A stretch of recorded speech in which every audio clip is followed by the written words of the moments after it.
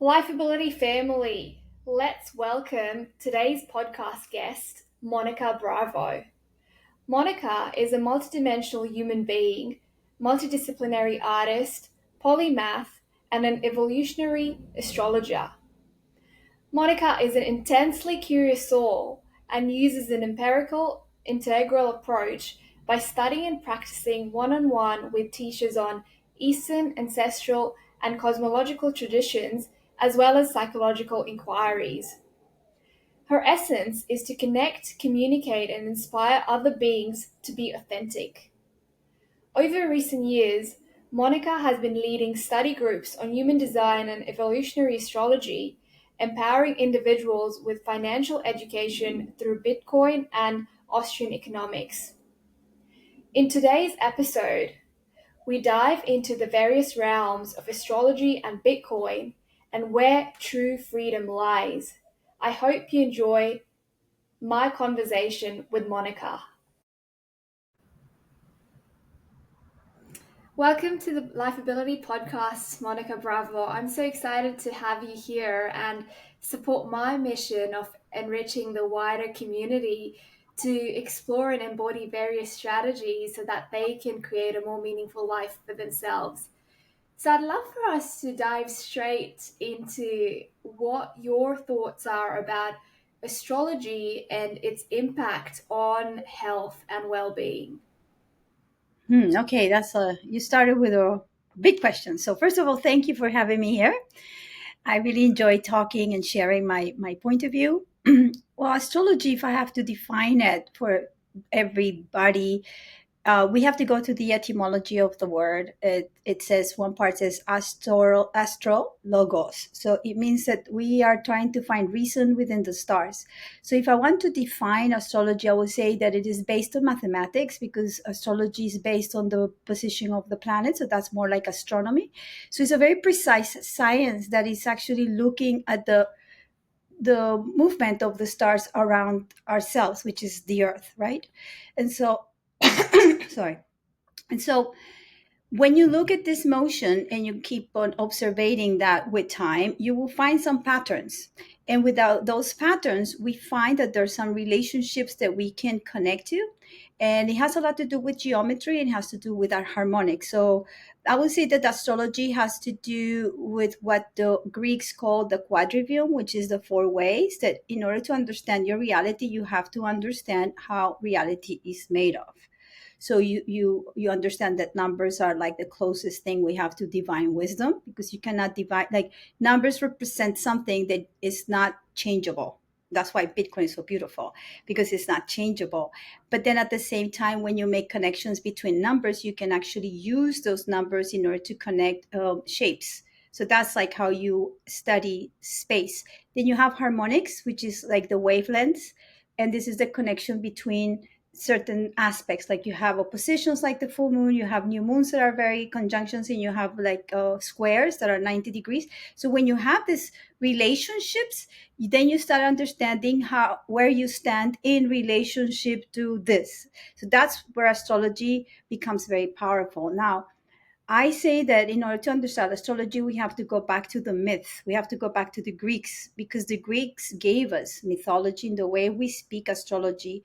We needed to understand ourselves. So we look up at the stars and we start looking at the connections. And then we started assigning value to these representations. And then they represent something that is very innate in us. It's our own primal form, archetypes. This is what Carl Jung called like the primal form. So somehow, I don't know, probably you heard about the hero's journey. So we all have a journey that we have to go through in order to understand what our purpose in our life. So we have different arcs, and astrology is a language that supports us if we want to. Not everybody needs astrology. You can do many other practices, but for me personally, it's a language that I have used in order to understand my own reality.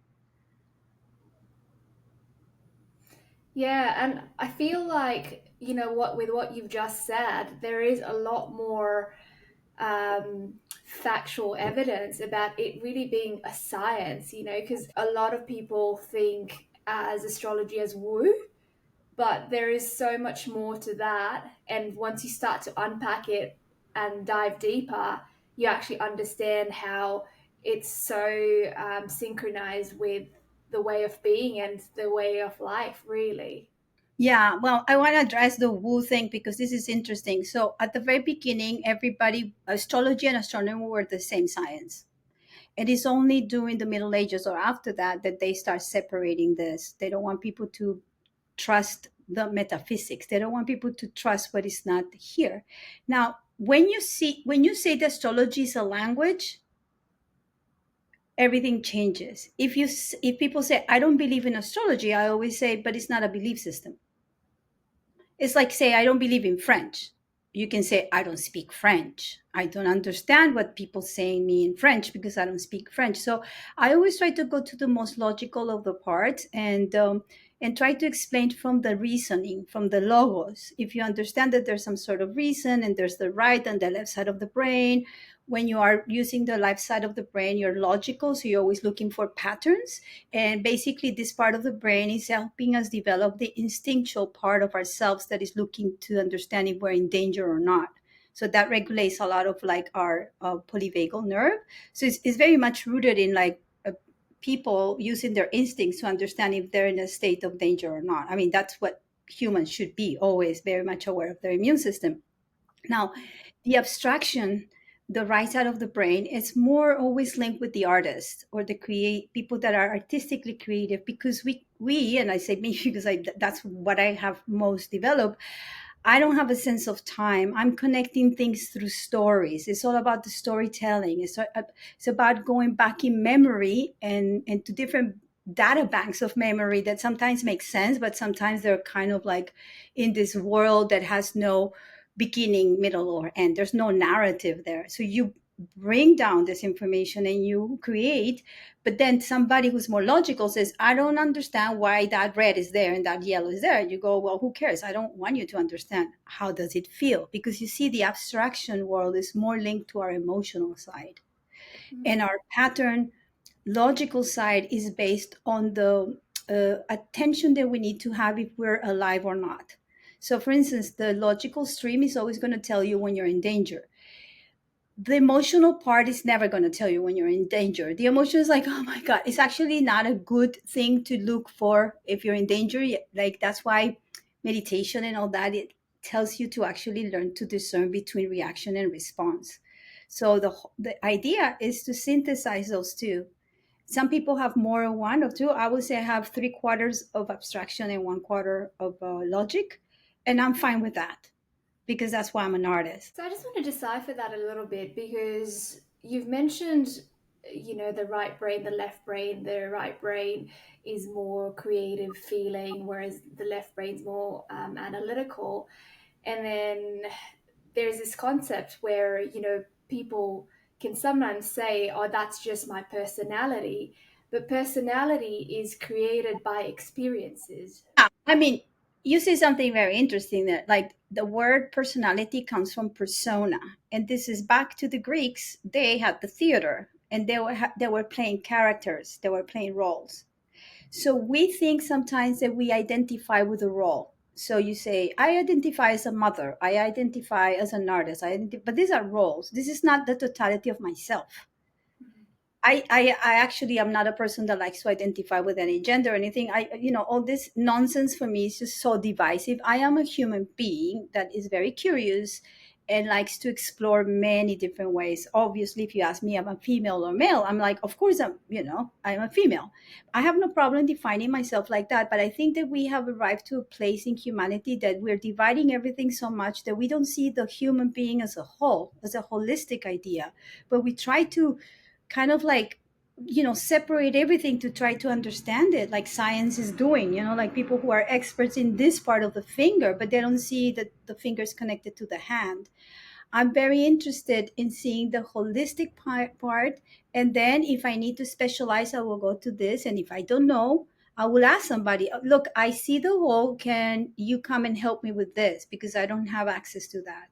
And so I think that that's very important to understand. And then as you said, it is not part of my personality to be this or that. It's just I am designed, let's put it this way. I was born a specific day, and there were certain things that they were in the stars, and there's certain kind of energy that was there in the sky when I was born. So I embody more certain characteristics than other. Now I become aware of those through relationships. When you're growing up with siblings, your mom will always say, you are more like this than like that. Be more like your brother. Be more like your sister. So you're always growing with the idea of comparison. It starts at home. And then in school, you're doing so bad. You should be like your younger sister. She's always bringing homework on time. So you actually grew up with all these differences, like what you're not. And sometimes you try to compensate to be more like the other, to be loved. And sometimes you end up having a personality that is not really correct to who you came to be. And I think that astrology and human design actually help the being to understand that whatever you came with is the best that you have. And it will be good to explore that as opposed to try to fit into society. Mhm. And so I just want to explore that a bit more with you. So, for example, we've come into this earth with the stars being aligned in a certain way. We've got our sun sign, we've got our moon sign. And so I'll take an example of, water or earth signs, for example. So, water signs being a little bit more emotional. And if we think about the right brain and left brain, I'm thinking more connected to their right brain, and so potentially more creative naturally. Even though we're saying that everyone's a creator prior to us hitting record, but I just wanted to unpack. So when we come into this planet and we're born with our, I guess, alignments in a certain sign, does that then make a difference as to how we're going to be for the rest of our life? Or Okay. can we adapt and, also try and obtain some of the other things that are going to help us fruition into our being? Okay. So let's put it this way. When you're born, you're born at a very specific moment in time and in a specific place, with a specific family, with a specific culture, with specific religion, with specific conditions. Let's put it, this is a condition, it's an environment, right?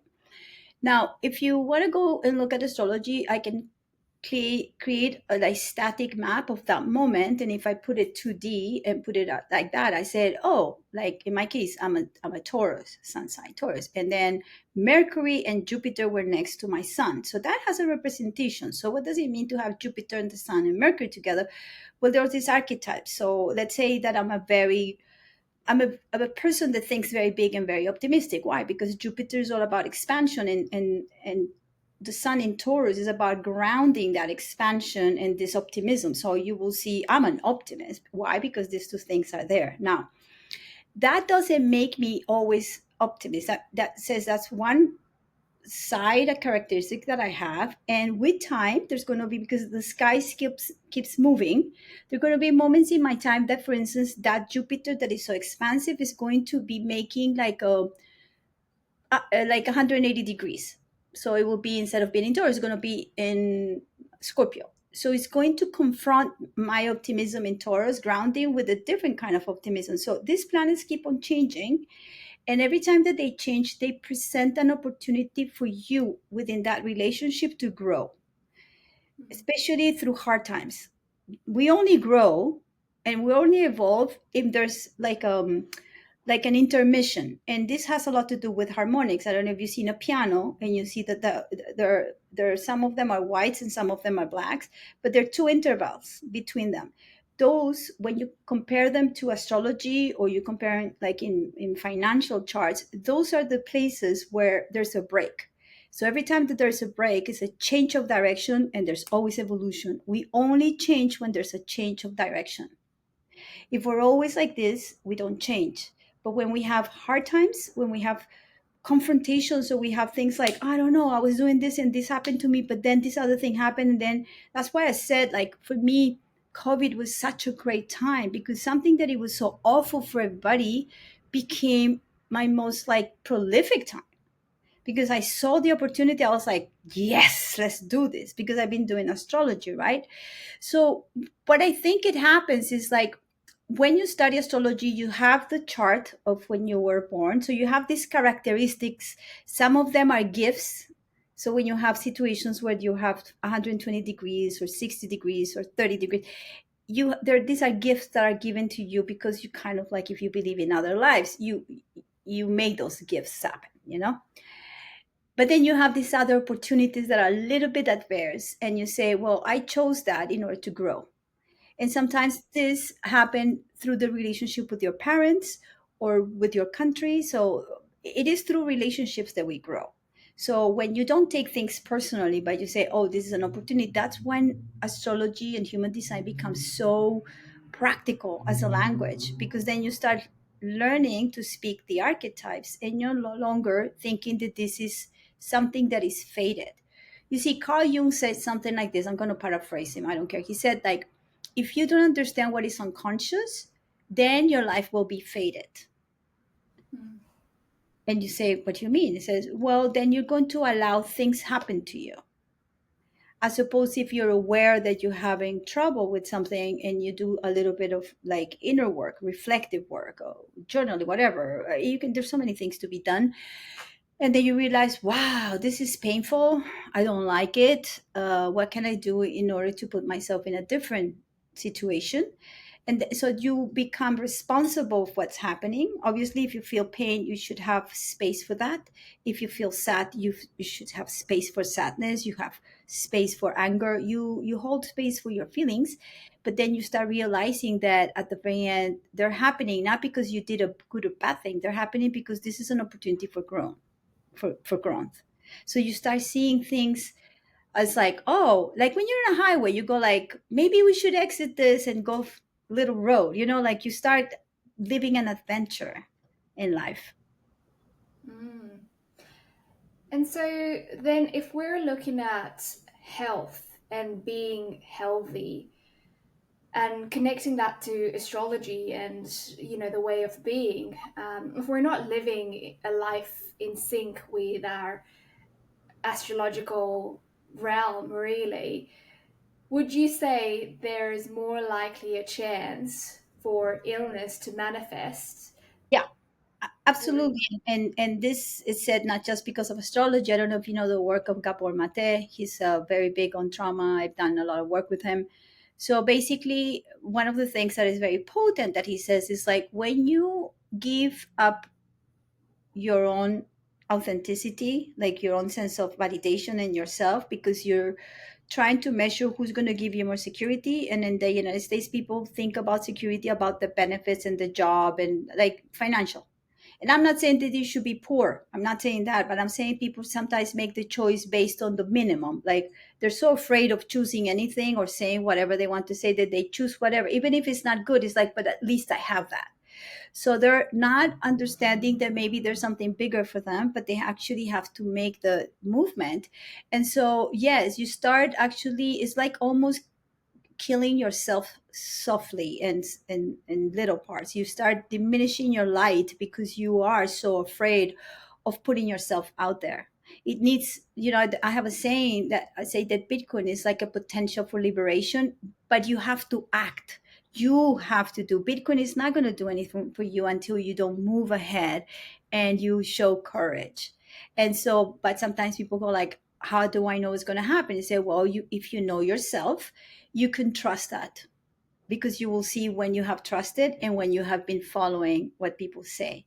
I arrived here with trial and error. I follow other things and then I ended up like, oh no, that's not a good idea. I was not following my inner truth.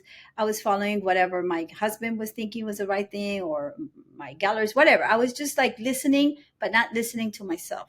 So it has given me back the power. So to answer it is yes, you can actually harm yourself if you're not living your design. You can completely destroy yourself, not only just health but also psychologically. You can damage yourself tremendously. Mm.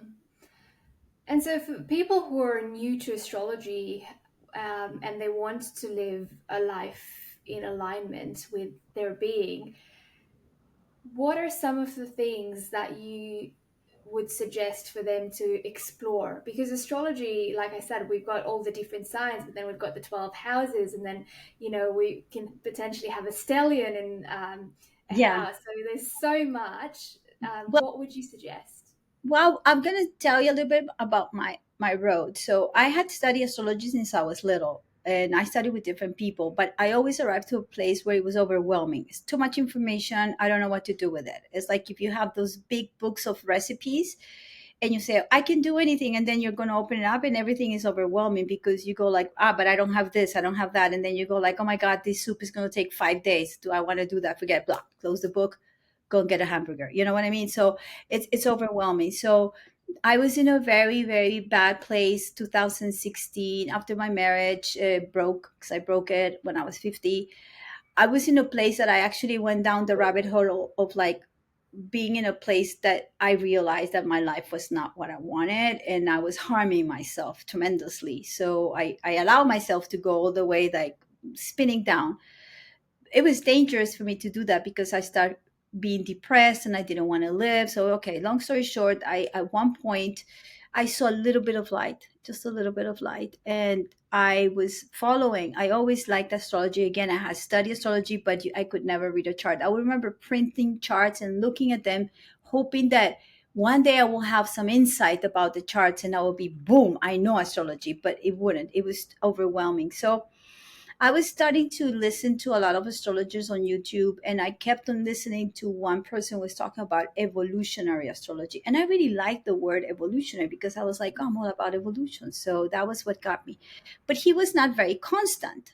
So he will appear every now and then I will sit down and wait and go, where is this person? So I remember I was, it was after an eclipse 2017, and I was in a situation where I needed to make like really good decisions, but I knew that if I didn't make the good decisions in the next 6 months, life was not going to be that fun for me. So I was in a very critical place in my life, and I remember that for some reason I something happened. I'm not going to go through the whole story, and my instinct told me not to go that way, not to align myself with this person for a business. It was like we were about to do everything. I remember just looking at him and I said, I can't do this. And he was like, are you crazy? We've been working with this for like 6 months. And I'm like, I don't care. And I remember I closed my computer. I was in his place, and I left, and I was thinking, oh my God, why did I do that? It was very strong in me. So I went online, and there he was. I was in Colombia at that time. So I was staying at somebody's house. It was very late, and I opened the computer, and then this man appeared that he was making like whatever, the full moon, whatever, and then he was speaking, and I was like, it was like he just spoke to me. And I remember typing at that time. He was not such a big astrologer. He had a following, but he was just starting, but he spoke to me all the time. So I text him or email him. I said, I want a reading now. And he responded to me. He goes, well, I can do it in the next 5 hours. And we were different like 7 hours. So I said yes, but I didn't tell him that my 7 hours was like going to be 4 o'clock in the morning. So we had my reading. I was wearing my pajamas in my reading, very dark. So I was in the house of somebody, and he read my chart and he introduced me to human design. I have done a lot of charts before, but he was just speaking to my heart. It was so profound. And I remember by the end of it, after 1 hour, I said, I need to learn everything that you know, and you're going to be my teacher. And he was a little bit puzzled. He's like, how do you want to do that? And I was like, can we start on Saturday? And okay. And basically he started teaching me, and I learned with him for 4 years. I was very like fortunate to learn with him at the very beginning. Now he has a big school and he doesn't do one-on-ones, and I mean, he's a great teacher, but I actually had the fortune to be like squeezing the lemon as much as I could with him. I was like, shh, shh. He was also learning a lot, but it was beautiful. He taught me so many things about how to use the language of astrology in a very practical way. Now, he is a very insightful person as well. So he brought a lot of his insights, and the way I learned how to read the chart was very practical. So, to answer your question, is like if people are really interested in learning astrology, I will suggest to learn evolutionary astrology. I can give you also the name of this teacher. It's called Simon Foster. He has a school. I can give you names of other teachers from the same school. There's Ari Moshe Wolf. Like there are several that are very good because this astrology is actually based on evolution. And it is based on a man. It has a very, very beautiful story. There's this guy called Jeffrey Wolf Green. We don't know if he's alive or dead because he actually left the practice. He started teaching, but then he left it, and we don't know where he is. But he received all the information in a dream in Sanskrit. He didn't speak Sanskrit, but he received it, and it took him some time to kind of decipher. So he got the download somewhere between the 70s and the 80s, and so he started teaching whatever his downloads were. So the first batch of teachers are the teachers of my teacher, and so there's a very beautiful community of evolutionary astrology. So there are ways to learn. I would say that is the one that makes more sense to me because you learn to read with like a choreography. When you first learn with evolutionary astrology, you look for like six things in your chart. You look for Pluto.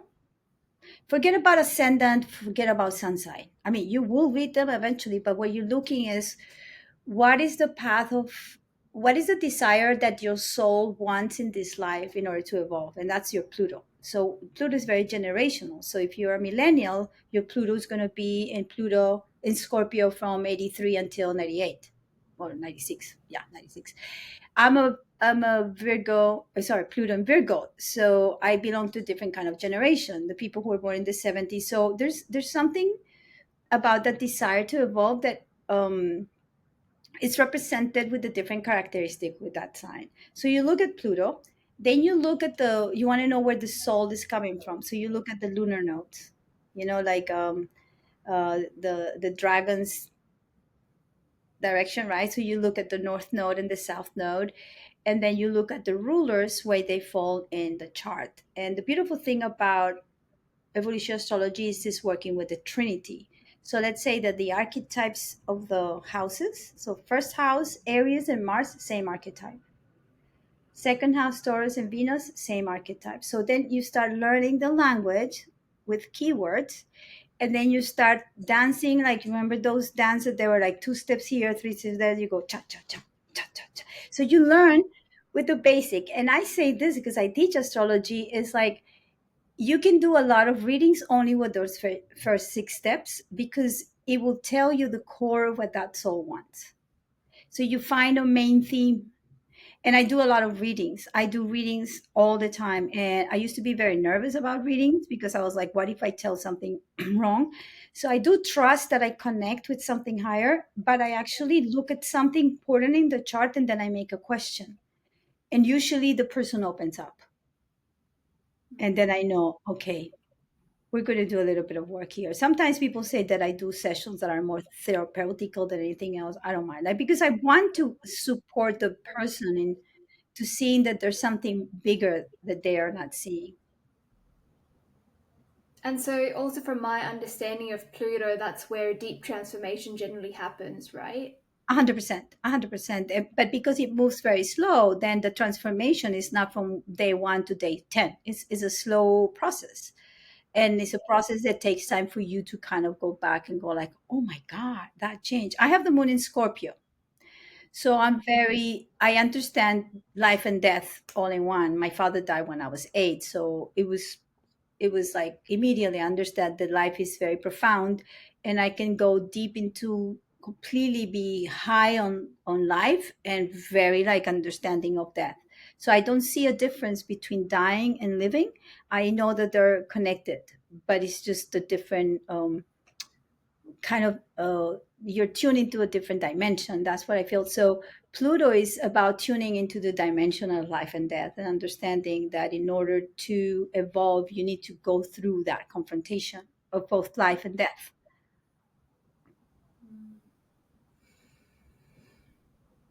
I want to segue into creativity and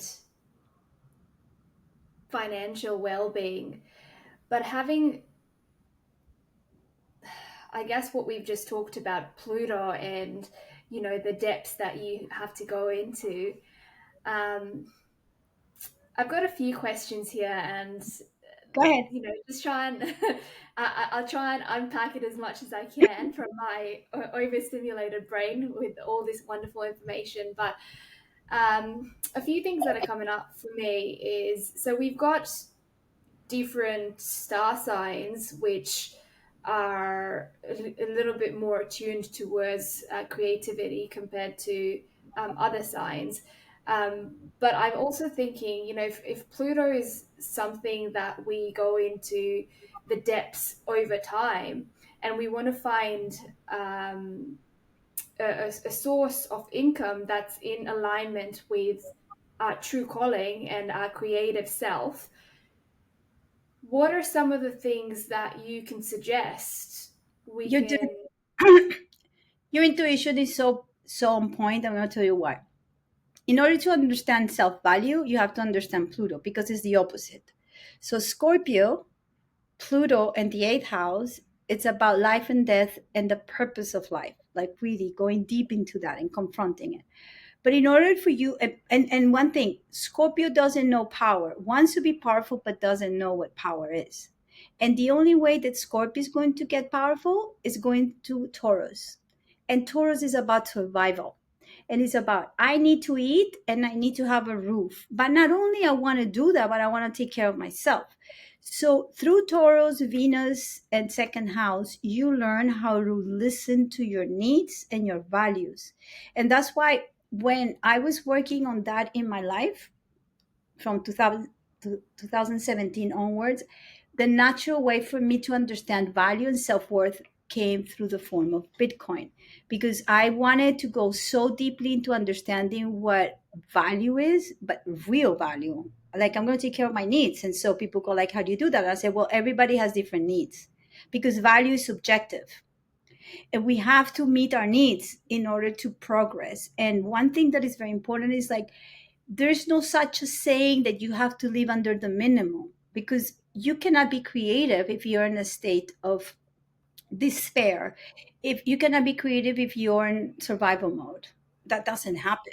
So in order for you to be creative, you have to have your needs met. So you say, for instance, as an artist, so I'm going to have 6 months at least covered in the bank because I don't have a steady job. I'm self-employed. So I had to learn to take care of my needs more than one person has a job, because the person has a job like knows, okay, I have 500 every month, and then that's going to be spent or kept in a way. But when you have 500 here, 500 no, 500 here, you actually have to start trusting that you're going to have that.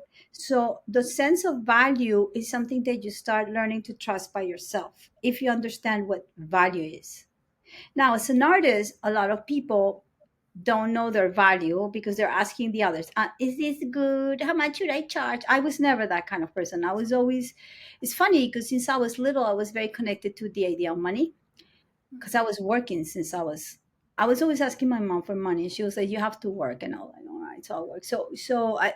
It became, our relationship was always very transactional. So I said, I'll do this for that. And she was like, you're charging a lot. And I was like, so how much are you going to give me? So it was always, she gave me this sense of responsibility. So, but my problem was at the time, I didn't know how to keep money in the bank account because I felt guilty that I had a lot of money. Like I had money, there was always plenty. And I felt that I saw people that they didn't. So instead of like being more understanding why some people have more or less, I would just take out and give it. And then I was like, oh, I forgot about me. And then I was like, it doesn't matter. But then this is okay when you're a teenager, kind of. But when you grow up and you want to actually like value yourself and your time and your work, but you keep on giving the money away and not really keeping the tab, it can become the source of poverty eventually because you're not taking care of yourself. So that's where I found myself after my marriage, that I never really care about saving money. And that's why when I learned Bitcoin, and the thing that really got me about Bitcoin and Austrian economics is low time preference. Understanding that if I let go a desire at the moment, like I don't have to buy shoes every week, I don't have to go to the hairdresser every month, I don't have to go out for dinner every day. And if I take that amount of money and I save it in Bitcoin, which is a hard money, eventually that those savings are going to have a value that I could never imagine, as opposed to having a beautiful collection of shoes, which I do have. Like I in New York, I was very high time preference. I lived like the New York style life. You want to look cool, you want to go to all the places and that everybody are talking about, and to have that quality of life is very expensive. So, and as an artist, like I had a lot of expenses as well to create work. I will sell stuff, but I did something I didn't understand. Now I don't do that. I will reinvest. I will sell work in an exhibition, and I will take that money, and instead of saving, I will put it into new work. And so sometimes I wouldn't sell, and I was like, oh, and I have to pay storage right now. So those things change with my understanding of Austrian economics and lower time preference. So I changed that. And now, like, I only do commission work. Oh, but I cannot commission you. Well, then you don't have the work. But can you do something and I see if I can buy it? No, I don't work like that. I don't work like that anymore. And it taught me to be more efficient with my time, more efficient with my the value that I have, and also with who I want to associate with. Only with people who actually want to support me or my work, because the art world has become this place where everybody there is a very small place, like a small arena for a lot of people who want to play, and the big players are very little. So unless you want to kill your companion and grab them by the hair, and just the competition is so big that it's disgusting what they people do in order to be there. So I realized a long time ago I don't want to do that. I want to be free. Basically, that's why I'm a Bitcoiner, because Bitcoin is freedom. And that also comes with trusting yourself and having confidence in yourself, right? And with what you're initially talking about, being in an abundance mindset rather than always being scarce or looking out for what's the worst that could happen. Um, so, delving into what you're talking about with Bitcoin and being a freedom source, where was the shift for you, and at what point did you realize that Bitcoin's more than just money? Well, at the beginning, I have heard about Bitcoin since 2013, and I didn't pay attention. I mean, I had assistants, I had friends. Oh, you should get into this Bitcoin. I remember thinking to myself, I will get there, but I need to study it because I want to understand it. I didn't have a mind for that. I was getting a divorce and I was trying to figure out where I wanted to be. So it took me several years to kind of land in a very good place. So by 2019, I started to pay attention, and I probably bought a little here or there, but I had no idea what I was doing. So I was very conservative. I would put $500, maybe another 200, but I was not really into it. So I will put them there in this wallet, and then all of a sudden, like, go up and down, and then I will feel a little bit nervous when things were going too high or too low. So I just didn't like the feeling of money being almost like a game money.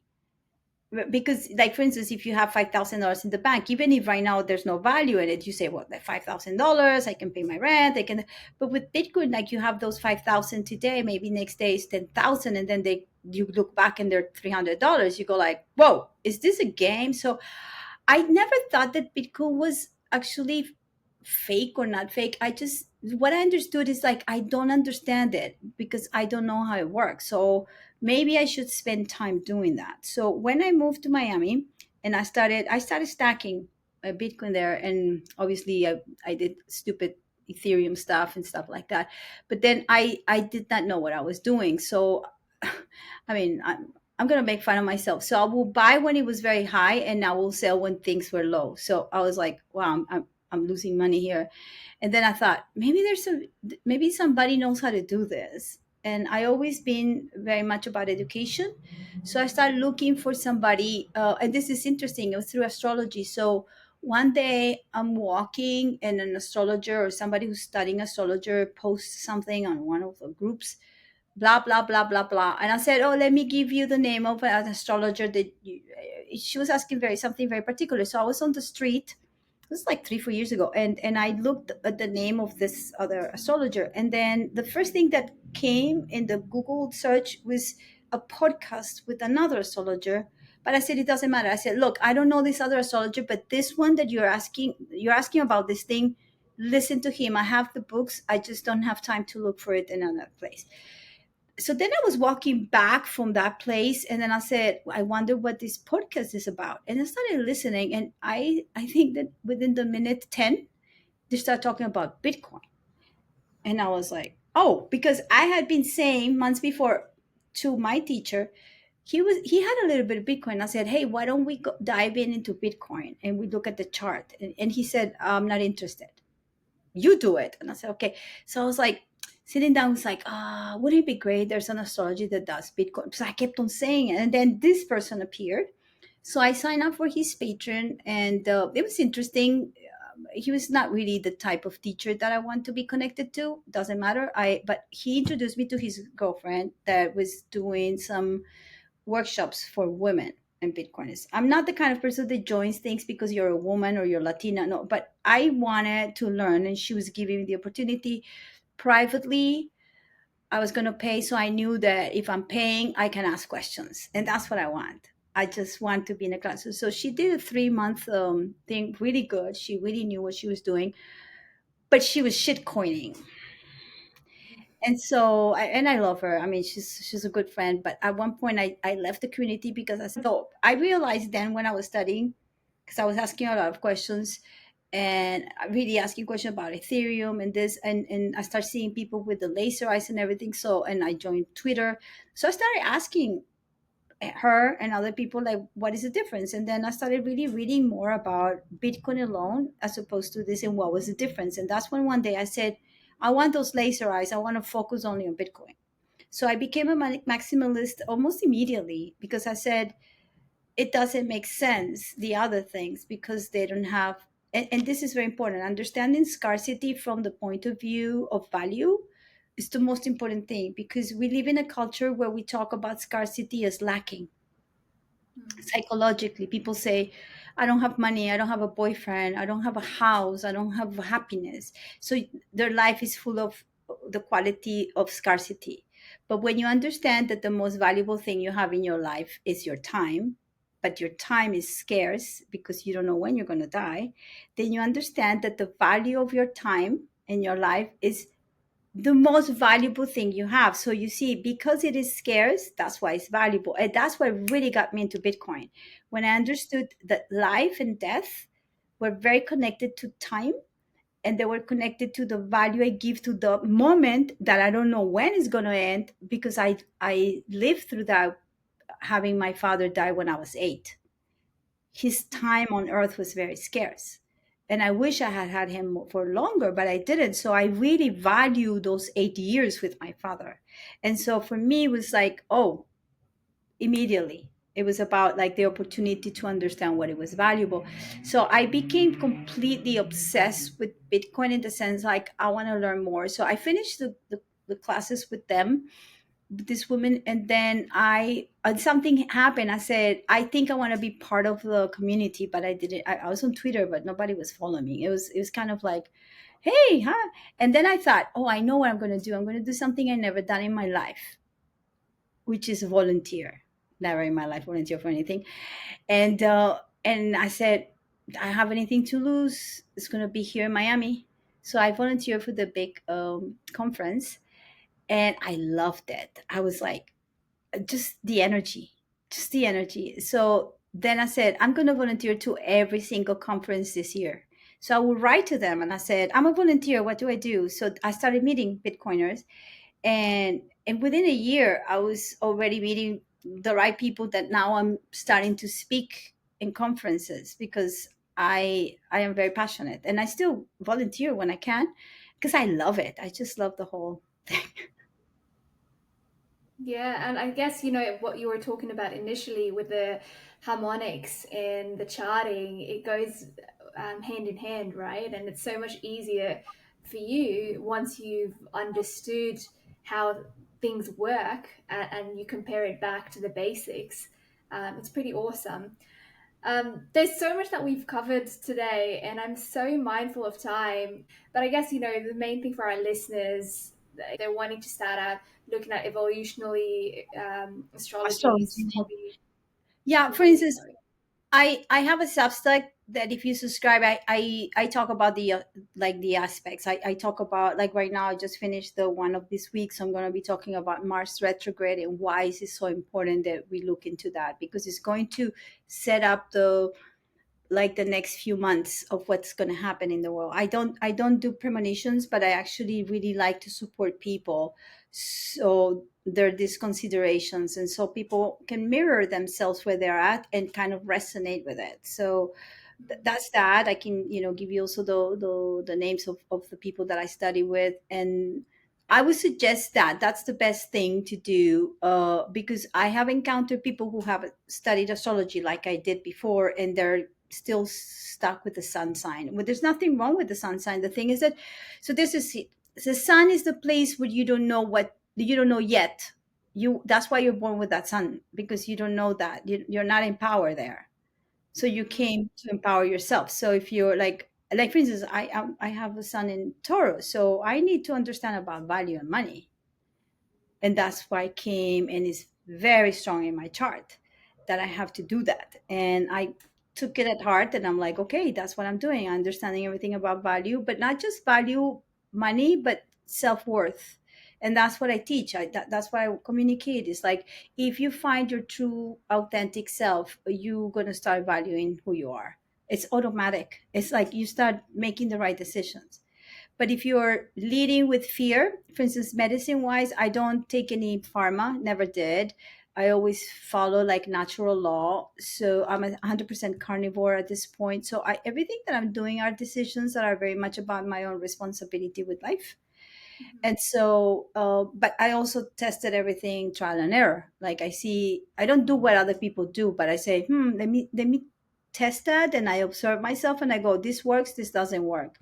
And but I don't do things because other people are doing it, like And that's that. super important, right? Because there are so many ways of doing things where you've got to find what works for you and you've got to have an open mind to be able to explore some of these. Yeah, and for instance, human design comes to, like, when I do readings, I do an integrated reading between astrology, evolution astrology, and human design. So human design is another paradigm that uses the I Ching, the Vedas, the Kabbalah, and astrology to set up the date of your birth. But then what you look is a body graph of the energy in the body. So it shows you how you're supposed to make decisions.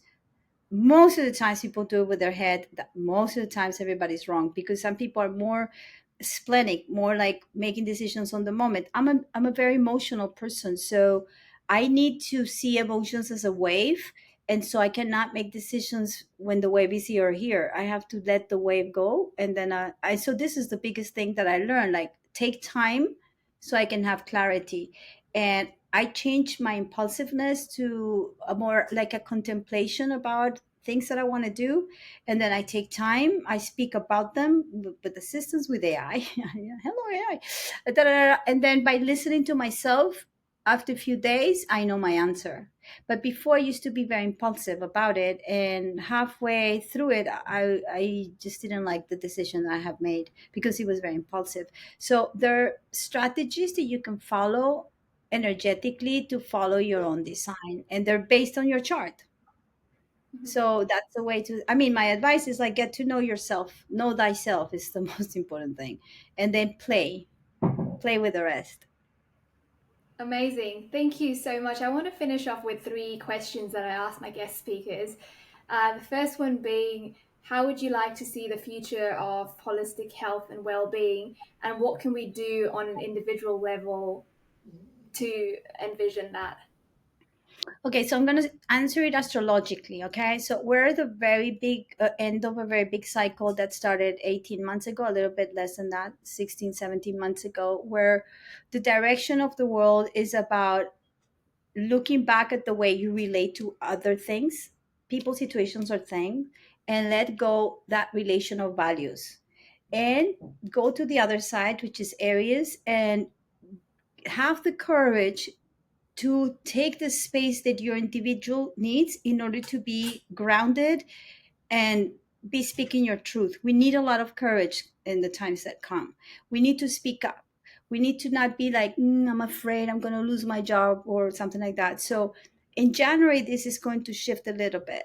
And so we're going to see a lot of confusion in the world because of the astrology. A lot of things are going to be very foggy. They're already very foggy. So instead of like being panicking that we don't see, if you're grounded in your own instincts and you follow your gut and you follow your intuition and you follow the primal part of your body, if it smells like fish, it is fishy. If it doesn't look good, you leave that space. You don't have to second doubt yourself.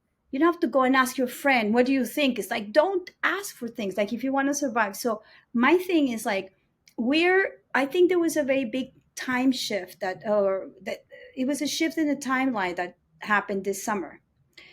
And I am an optimist person. So, I feel like phew, there was this break, and there's some of the people, and I'm in it, that we're looking to rebuild civilization, and we're doing it. We're not sitting down saying, I wish this could happen. We're actually like making it happen. And the other ones, I'm sorry, guys, sayonara. I'm not going to be taking care of people who are victimized. So there's going to be a lot of people who are like victimized, and they're like, imagine that you fall on a pond dressed up in jeans and you cannot get out because it's so heavy. These people are like drowning in their pain, and they don't want to see opportunities. And there's so many opportunities right now. Only if you change, and this is very interesting, today is the new moon in Sagittarius.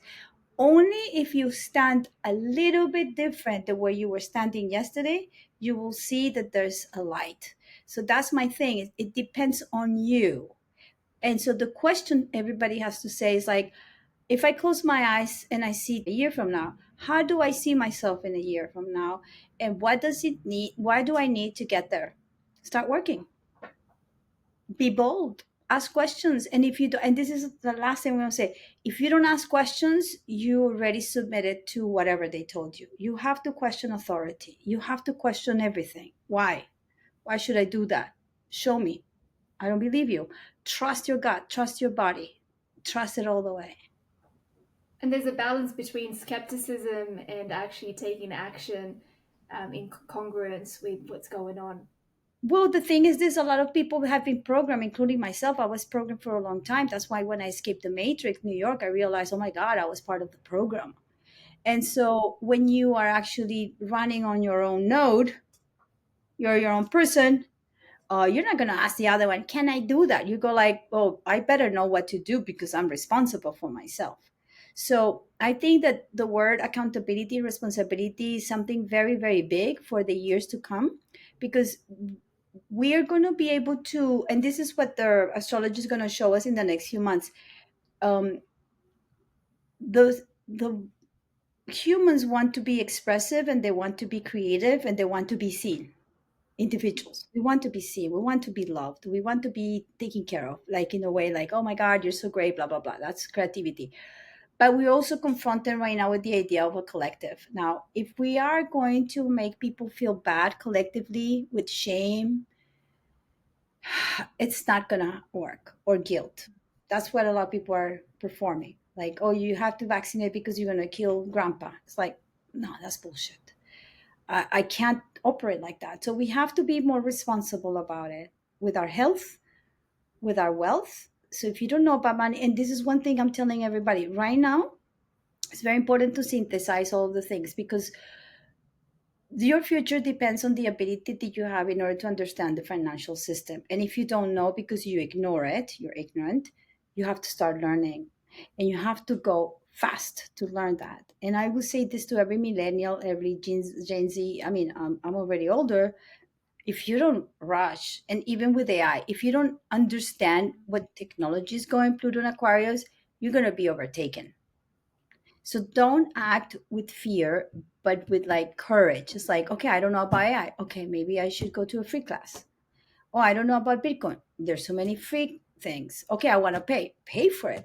And question everything you see, because all the narratives that we've been told, 99% of them are lies. They smell like fish. So you go, no, no, no. And then you become your own person. Amazing. Second question being, what's your favorite occupation? Occupation being any activity that you enjoy. I would say that, for instance, based on who I am, I love learning, but once I learn, I love digesting the experience of learning, doing something about it, and then sharing it. So I'm a sucker for information, and but then I turn it into knowledge. But there's no joy if I cannot share it. So for me, it's all about being able to share the things that I've studied. And the last one being, I know you've shared lots of golden nuggets with us today, but if there are three resources from an astrological point that you could, I guess, allow our listeners to explore for people that are had chronic health issues and are wanting to make changes, from an astrological point, what are three resources that you can recommend?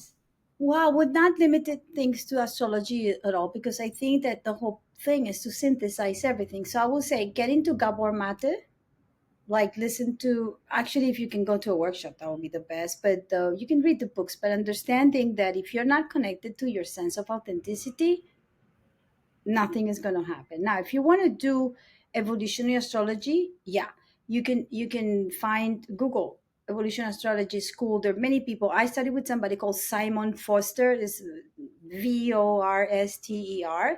He's on YouTube. He has a school. I would recommend. I studied with him, it worked, but not a lot of people tune into him. He, not because he's not good, it's just he's so like out there. So some people just go like they want somebody a little bit less out there. They want, probably Ari, for instance, is very good. I'll give you the names.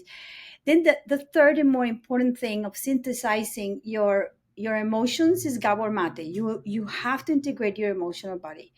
Then you have to understand like your psychological body. So do you do evolution astrology? And the most important thing also is, don't forget the materiality, your body, and how it's going to be fed and stuff like that. So study Bitcoin, study Austrian economics, understand that if you have that covered, then you can synthesize everything else. Obviously, health has a lot to do with what you eat, not only physically but what you ingest.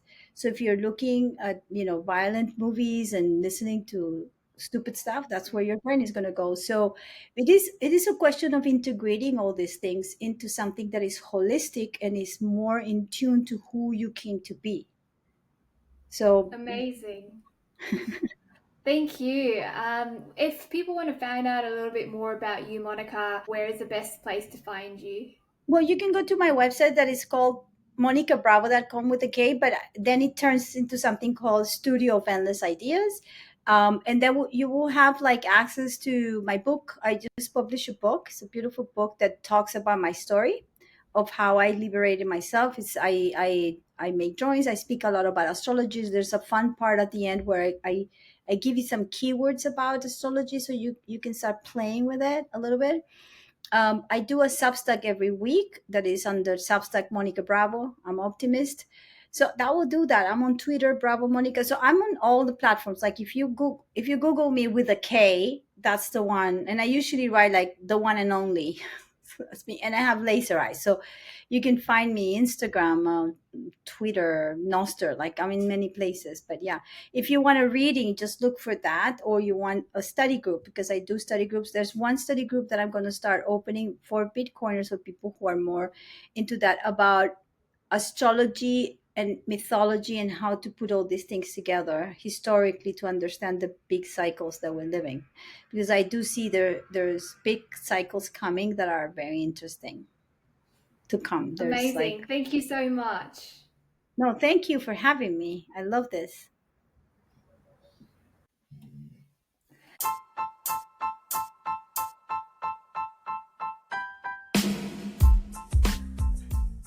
Well, well, this is where your journey of exploration continues. Please subscribe to the Lifeability podcast so that you can stay tuned when new episodes come online. You can also follow us on Facebook and Instagram. The mission at Lifeability is to inspire you to create a more fulfilling life for yourself and improve your quality of life.